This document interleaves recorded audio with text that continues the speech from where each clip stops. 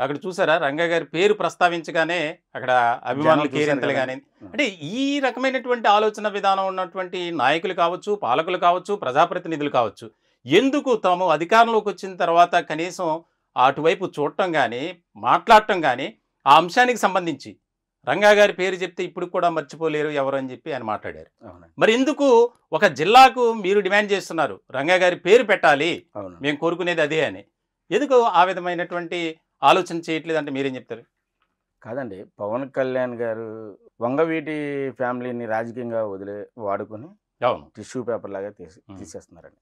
దానికొక విషయం చెప్తున్నాను. అలాగా టిష్యూ పేపరో లేపోతే రంగా గారి అభిమానులో లేపోతే రంగా గారి కుటుంబాన్నో వాడుకొని వదిలేస్తే ఎలా ఉంటదనేది 2024లో వైసీపీ గవర్నమెంట్ హ్మ్. చవిచూసింది. ఎందుకనంటే వైసీపీ అధికారంలో ఉన్నప్పుడు మేము వాళ్ళని ఇలాగే డిప్యూటీ చీఫ్ మినిస్టర్‌ని కూడా కలిసి హ్మ్. పేరు పెట్టమని అందరిని కలిసాం. మినిస్టర్‌ని, డిప్యూటీ అవును. స్పీకర్‌ని మొత్తం ఎమ్మెల్యేని కూడా కలిసాం. ఆళ్ళు పట్టించుకోలేదు.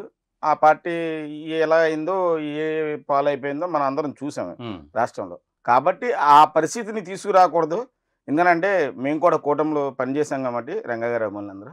అలాంటి పరిస్థితులు కూటమి తెచ్చుకోకూడదనే ఉద్దేశంతోనే మేము ఇవాళ ఒక జిల్లాకి రంగా గారిది, అలాగే దామోదర్ సంజయ్ గారి పేరు పెట్టాలని హ్మ్. మేము డిమాండ్ చేస్తున్నాం సార్.